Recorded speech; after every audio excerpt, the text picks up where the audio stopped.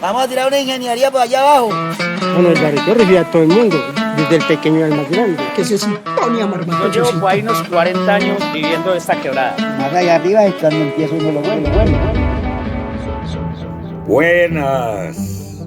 Mi nombre es Barequeo Cañas Ríos. Soy un oficio, soy un verbo, soy un viejo conocido del río y del cañón. Mi edad se funde en las auroras de los asentamientos humanos en estas tierras marmateñas. Pero no pierdo vigencia. ¿Y sabe por qué? Con gusto se lo explico. Párele pues oreja que aquí van mis fundamentos. Esto es el rebusque de lo apenas visible. Una búsqueda por quedar en la memoria de mi querido Marmato y en la historia de Colombia. Bien, pues súbase por donde quiera que aquí hay puesto. Donde brilla el oro puro, entre piedra y mineral, en medio de nuestro pueblo está el molino quebrando las piedras que a pico y barra. ¿Y entonces qué le han parecido mis fundamentos? Como le decía cuando nos cruzamos en el Camino Real. Eso hay mucho tema. Yo podría estarle conversando por días. Me alegra que aún no se haya aburrido. Aquí por donde vamos bajando se llama Pantano. Ese es el nombre de la quebrada. Ya luego que bajemos más nos encontramos con Cascabel, la otra quebrada importante para mí, porque en estas dos está sobre todo mi historia en este municipio. Es por estas quebradas que llega el estéril. ¿Se acuerda que le conté que así llaman al material que queda de la minería de socavón y los molinos que ya no tiene suficiente oro? Pero yo sé que no es así. Pues todo es estéril, que de a pocos no parece significar mucho, se va acumulando en la cañada, formando capas y capas de material con oro en el suelo de los cauces de las dos quebradas y hasta su desembocadura en el río Cauca. Y es el que van sacando quienes me practican.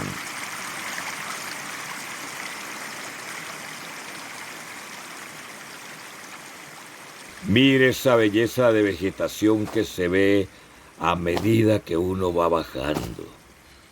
Bosque seco tropical es lo que usted está viendo, que se funde en momentos con pastizales y cañaduzales. ¿Sí? Por aquí también se daba mucho la siembra, ya menos, porque las condiciones van cambiando.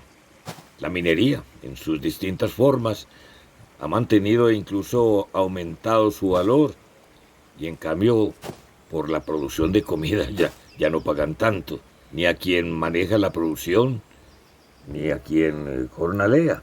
Además, algo que se valora muchísimo en estas tierras es la autonomía. Eso de ser tu propio jefe, que se escucha en las grandes ciudades y el mundo cosmopolita que llaman. Y que fue así como un boom y el sueño laboral hace unos años. Esa ha sido la filosofía de siglos de quienes barequean. No estar sometidas ni sometidos a un patrón. Que el producido tenga también que ver con qué tanto se esfuerza o no. ¿Sí me entiende?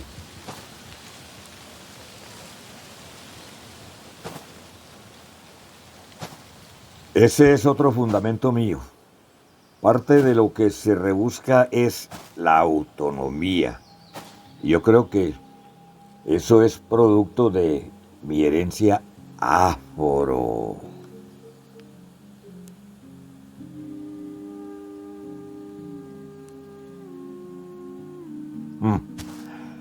De más que sí, porque los hombres y mujeres esclavizadas y traídas de África, que aprendieron de la gente cartama a practicarme, en muchos casos lograron comprar su libertad a punta de barequear.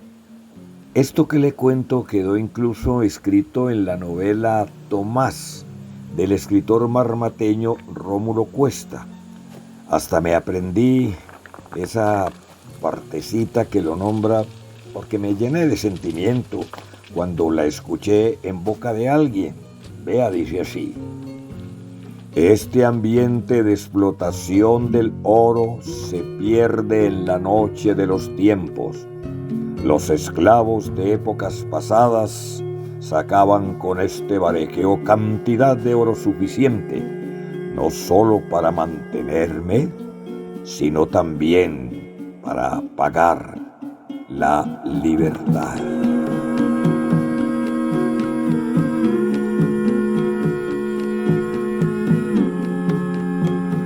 Qué mayor autonomía que la libertad esencial, que no debería ser arrebatada por ninguna razón, pero que por aquí se lograba recuperar gracias a mí, incluso antes de que el mundo recapacitara de tal estupidez. Eso deja dolores profundos, pero también conciencias muy arraigadas.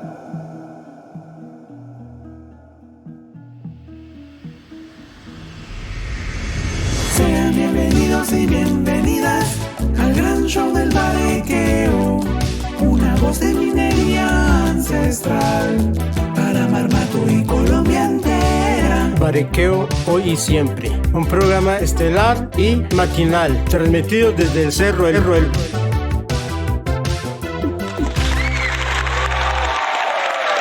Hoy, pero muy buenas. Aquí estamos cumpliendo nuevamente nuestra cita con la historia de este oficio maravilloso que me ha dado vida y que quiero compartir con todas y todos ustedes. Para el programa de hoy he invitado a dos personas que me conocen muy bien. Una por ser hija de Juan de la Cruz Moreno, también conocido como Cruzpi, un barequero tradicional del siglo pasado. Y al otro invitado por ser barequero él mismo y haber atravesado distintas épocas de este lindo oficio.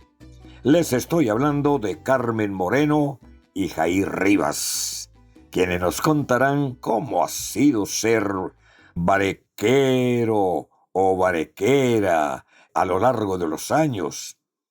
Ese que he sido yo ahora y antes. Carmen nos acompaña aquí en estudio y el Rolito nos va a conectar con Jair Rivas allá en la Cañada. Carmen, un gusto tenerla hoy aquí. Comencemos hablando sobre cómo su padre llegó a ser barequero. Sí, él empezó con la minería, pues trabajó en la mina La Maruja muchos años. Ella después, ya de esa actividad, pues ya se salió y se dedicó al barequeo así tradicional. Él laboraba en la quebrada Pantano, pues cierto, toda la vida. También mi tío Jesús Antonio Ortiz Durán, sí, también pues, porque él tuvo un trabajo en los molinos, él era molinero en Marmato y después ya se dedicó también al barequeo, sí, también unos años, sí. Él al verlo pues que tenía esa visión, entonces también por los laditos trabajó. A ver, no, porque pues le gustaba, sí, en sus ratos, pues mirando, ¿cierto? La actividad de todos, porque a mujeres, ¿cierto? Hombres trabajando en el cañón, pues, en esa quebrada Pantano, sí. Pues a ver, ellos trabajaban de lunes a sábado, sí. Entonces ya, no, pero ya los viernes por la tarde ya iban administrando pues el lorito, y luego lo secaban, las secadoras que habían de cobre. También buscaban unas plantas que fruto gallino, ortiga, perra brava, también se llamaba otra planta, para limpiarlo, el oro quedaba pues bien bonito, para purificarlo de la grasa, de las impurezas, trituradas con una piedra, entonces se la depositaban en una vasija, ¿cierto? Entonces quedaba el zumo. Con el zumo entonces ya procesaban, lo dejan un rato, entonces ya después ya lo secaban, sí, pues lo jugaban nuevamente, pues, para que no quedara pues con el color verde, claro. No, él siempre tenía esa costumbre de limpiar así, también le enseñó a muchos amigos que ellos subían a la casa allá en el cascajero donde nosotros vivíamos.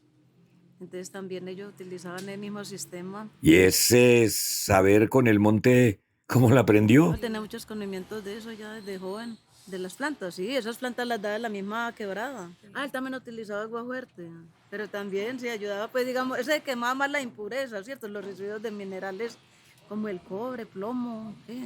Era entonces como una mezcla, ¿no? Entre los químicos ya procesados y los químicos de las plantas.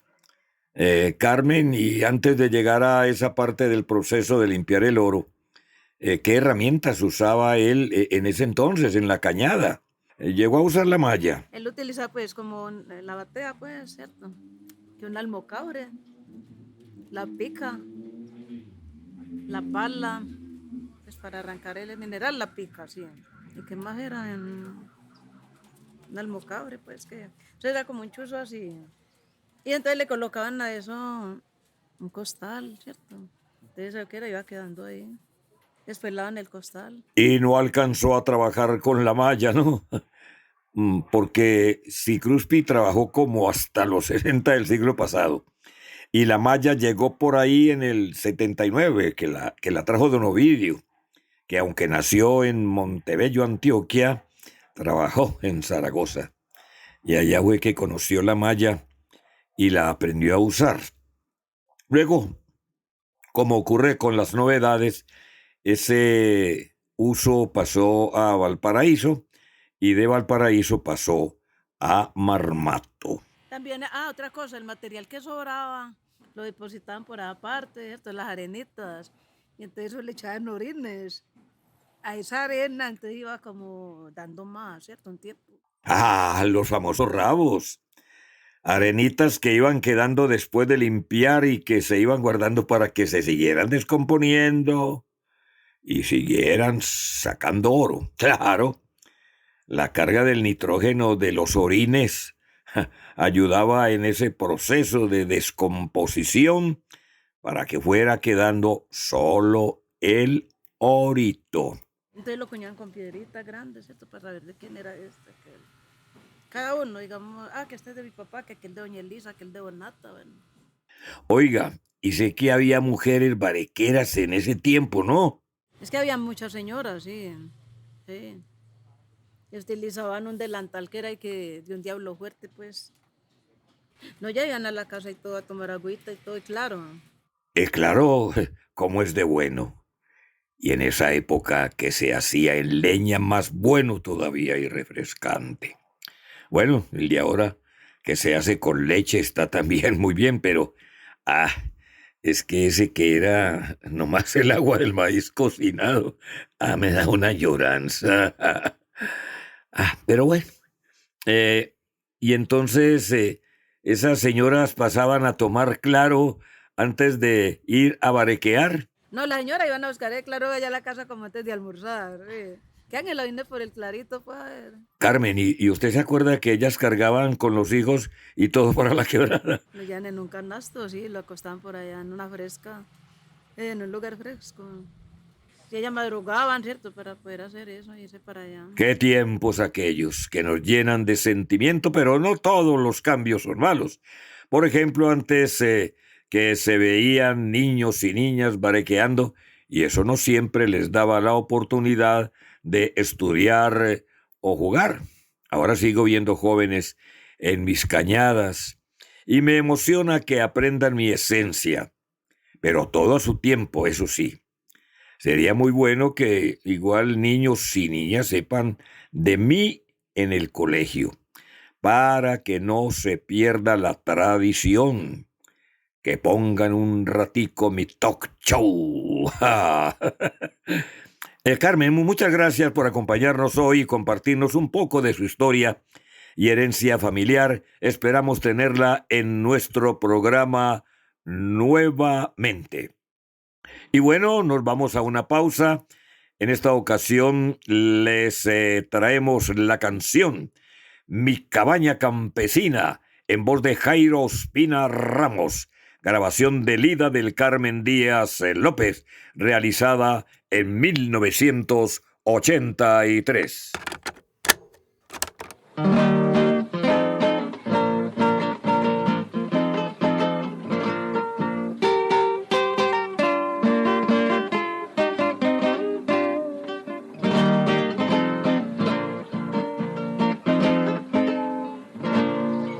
A través de los caminos se ven pasar los vecinos al pueblito más cercano, donde llevan su destino. Van mujeres bien vestidas, en sus manos llevan flores y vuelven enternecidas de la luna los fulgores, y vuelven enternecidas de la luna los fulgores.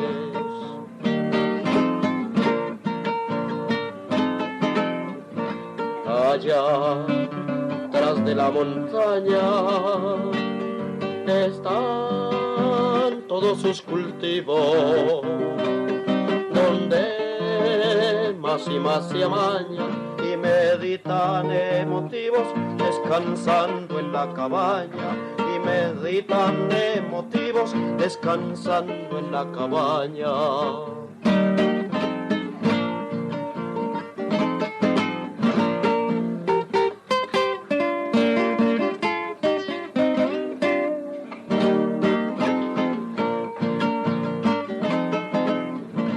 En mi rancho siempre se oyen las notas de mi guitarra, donde cantan y se esconden las aves y la cigarra. El jardín de mi morena se encuentra siempre florido, donde pasan muy cercanas las aguas del manso río, donde pasan muy cercanas las aguas del manso río.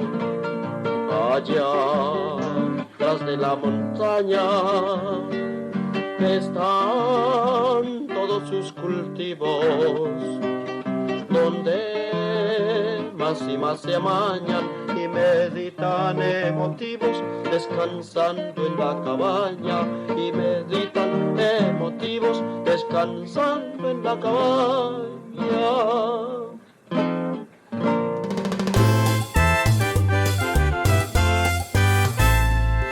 Regresamos a Barequeo hoy y siempre.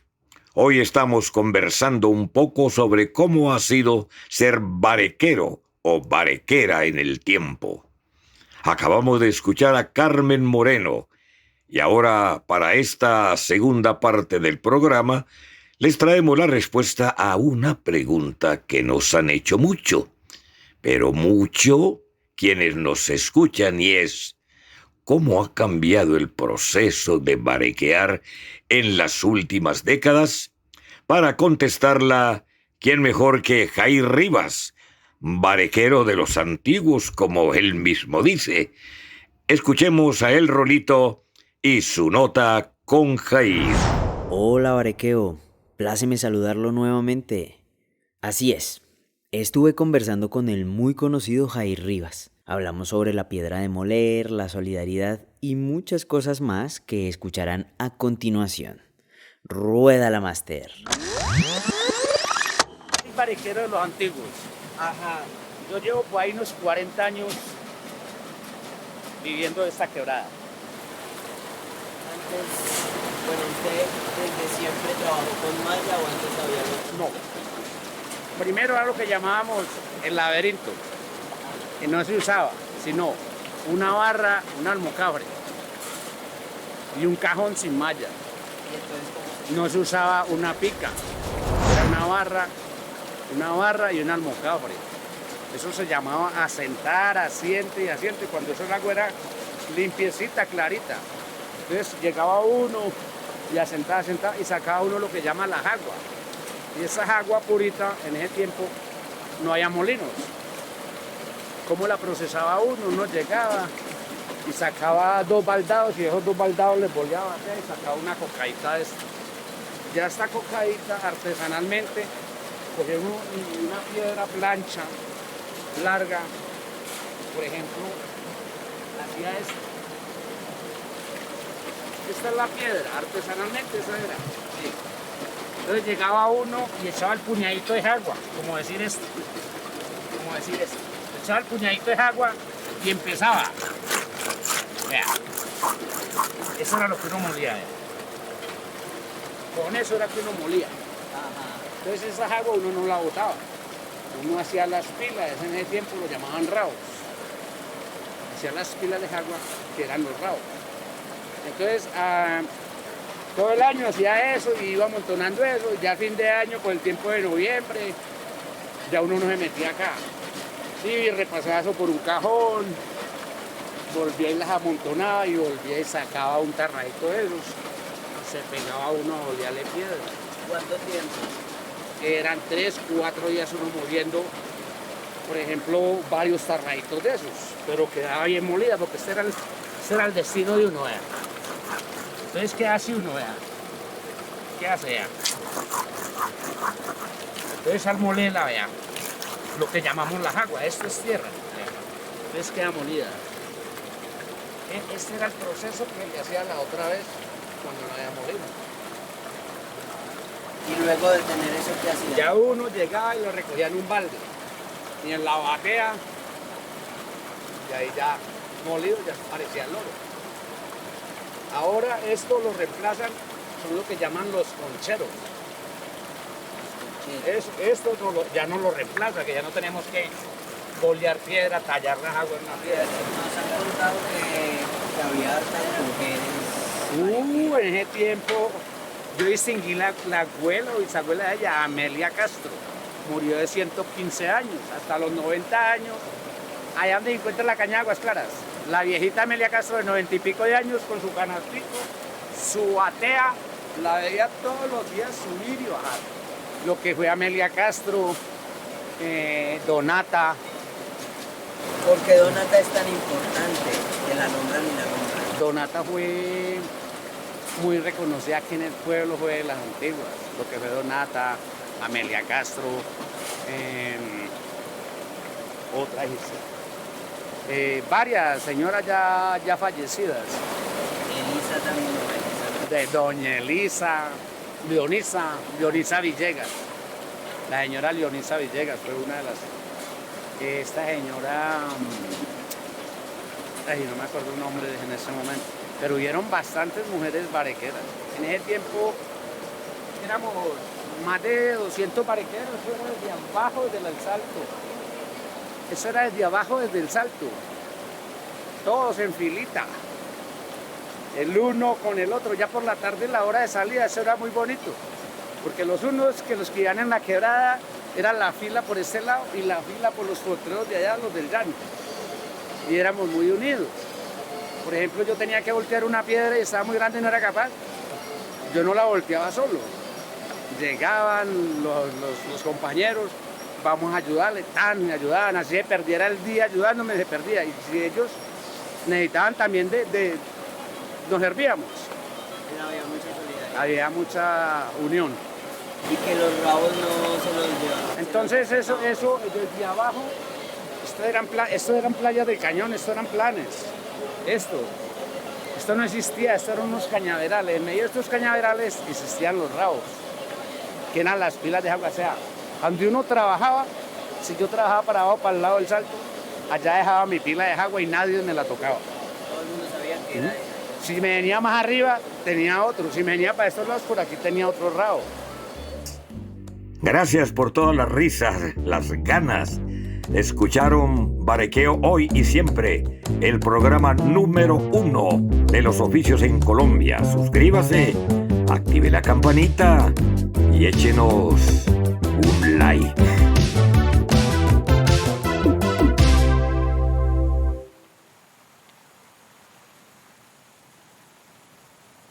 Aquí estamos pasando por Cascarejo, uno de los sectores de la quebrada Pantano o Pantanos. En el siglo pasado, y por allá hasta los 90, si uno pasaba por aquí, veía por todo este trayecto los llamados rabos, que podían llegar a medir 3 o 4 metros cuadrados. Usted haga de cuenta que era como tener una manera ante Dios de tener ahorritos. La gente los iba dejando y dejando, y a los 2 o 3 años volvían a lavar esas arenitas y les daba. Pareciera que la magia de cosechar oro, pero en realidad la cosa es que siempre queda orito en la arena. Y mire, por allá de pronto se alcanza a ver todavía escobadura, con lo que hacían precisamente la escoba para tambar, ya sé, Tambar es otra de esas palabras que saco de la manga y usted no conoce. Pues haga de cuenta que es ir llevando hacia el cajón toda la arenita que ha ido quedando en la jornada, para que ahí se filtre con la malla y el costal del cajón. Pues esa tambada la hacían con escobas hechas con esa planta, o también las hacían de arrayán. Como ha ido viendo, el monte da mucho para que yo existiera. Ahora se usa más la pala, los cachos y algo así como unos recogedores que se hacen con baldes. Pues es que todo cambia. Mire usted tan elegante con su grabadora y su smartphone. Y a mí también me pasan los años y pues claro, las técnicas cambian. Y a mí me gusta contar de ahora, pero también de mi pasado, porque hay técnicas que me mejoran, como la malla, pero también cosas que pueden volver a ser importantes de rescatar. Vea, hablando de esas cosas de antes, otro elemento importante que se usaba antes eran las hojas de yarumo, ese árbol que es tan de por aquí y que por coincidencia tenía la misma ruta del oro desde los mayas hasta acá. Pues esas hojas se usaban en las piedras que acuñan el cajón y que actualmente se han reemplazado por retazos de ropa vieja. Yo me pongo de romántico a veces y me imagino que nuevas generaciones vuelvan a usar eso que el monte nos da. Sentimental que se pone uno a ratos, pero mejor sigamos caminando, que todavía le faltan cosas por ver de mí.